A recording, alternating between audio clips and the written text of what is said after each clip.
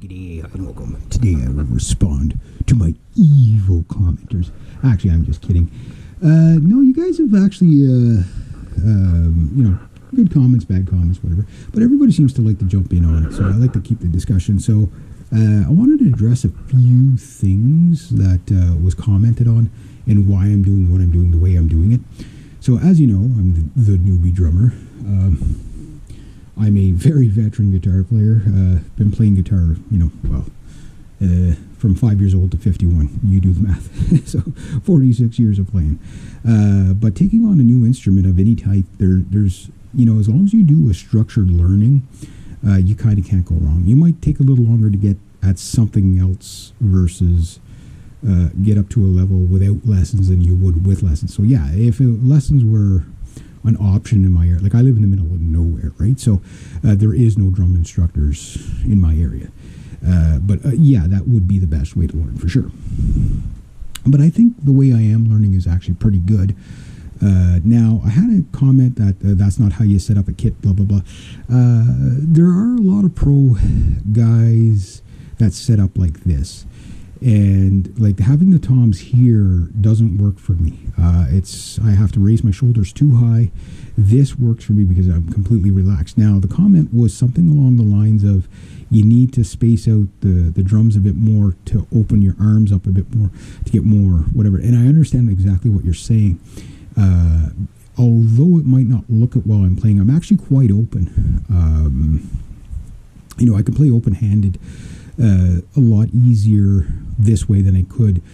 I've done the traditional put the toms here, but you have to understand what that 12 by 9 tom, the thing's like that high, right?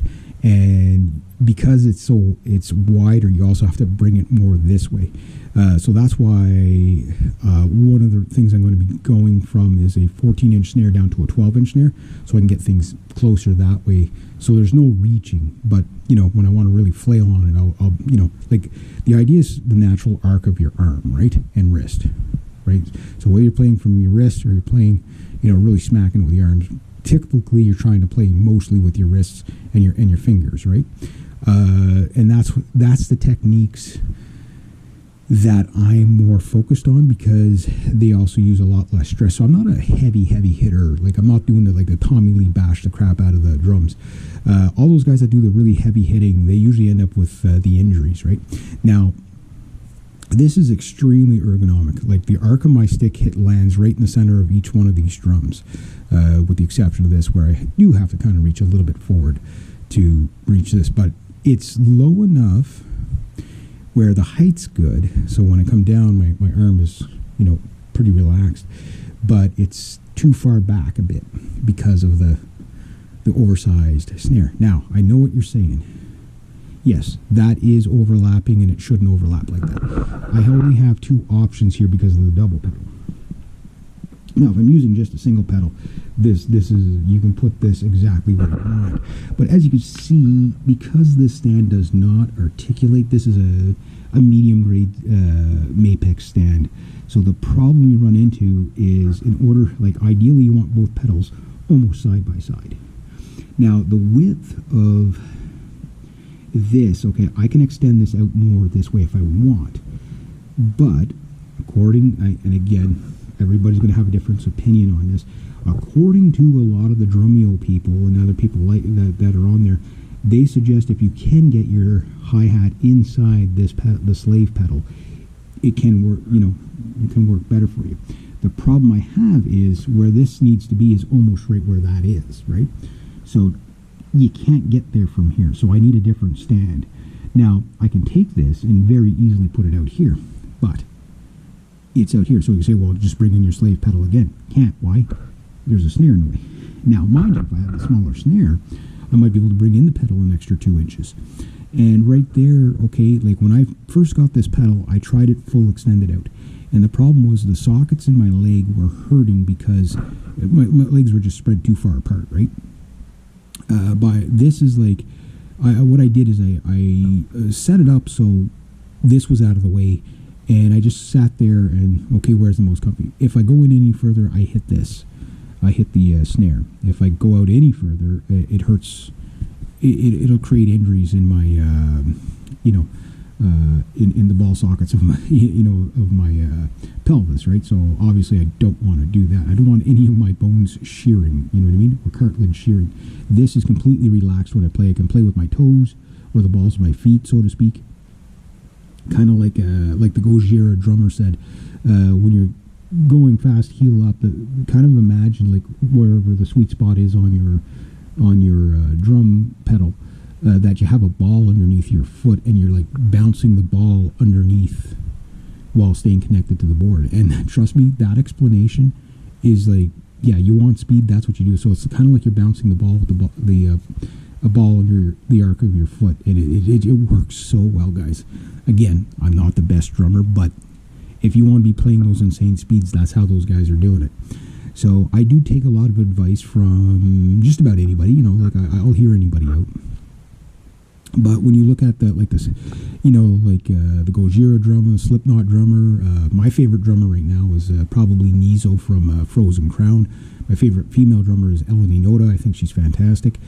And they all, everybody's going to set their drums up a little bit different. But yes, I'm going to be going to a smaller snare and a smaller hi-hats. I know you get different sounds with different hi-hats, but instead of having a 14, maybe a 12 or a 13 would do better. And then when I'll probably upgrade the hi-hat stand first so that I can get something that I can either get more in behind. Now I can take this and get it way behind, but then the pedal, if you see the offset of the pedal, this part of the pedal is like here, so you can't, then you start hitting the crossbar with the top of your foot, and your hi-hats go from here, which is easy to reach, to almost here, right?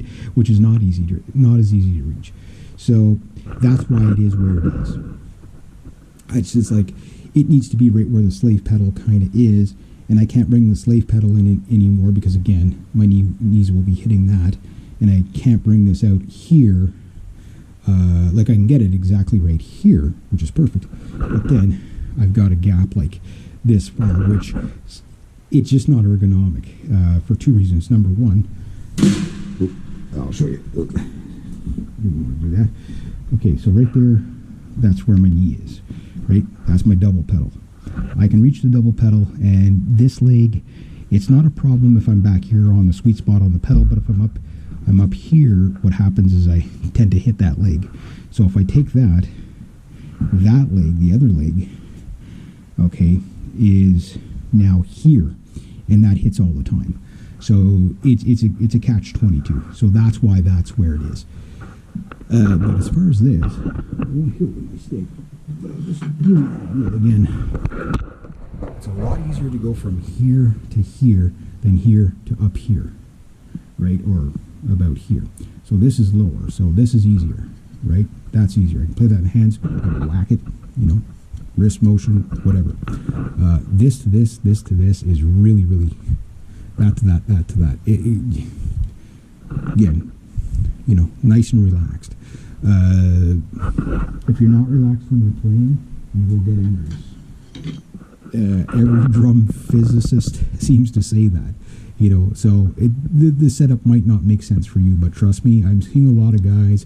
If you look at a lot of the Ludwig kits with the big 26-inch bass drum, 24s and 26-inch bass drums and 30-inch bass drums, this is the setup you get. You get two big floor toms, right? But you don't get a tom here because it'd be this high, and going and then dropping all the way down. You can see, like, when you go up, your shoulder naturally lifts, even if you're trying not to. Like, and then the worst thing starts happening. Where a lot of people get their injuries, okay, is landing on the tom like this. Okay, so I'm not an expert, but this is what the experts are saying. So if your toms are up, and you see like a 1980s kit with these big 14-inch toms, they're almost sideways. When you hit, you get a lot of snap on your wrist. Right? But when it's flat, there's no tension on the wrist, right? And the drumstick head is more likely to bounce, and the energy bounces the stick up rather than back into your wrist where you get the injuries. So that's what the experts were saying, and that's why I'm doing it. So flat, flatter, flat, flat. I can still do rim shots. I do have to bring the snare up a bit to do the rim shots, but I'll leave it like that for now, because I just don't know characteristics. That is why I'm set up the way I'm set up. So I do appreciate all the comments, good, bad, ugly, whatever. I know a lot of you still need lessons. Yeah, I'm a year in. I can guarantee you, anybody criticizing me at a year in, if you look back at yourself about a year in, you're probably going to be maybe slightly more advanced or slightly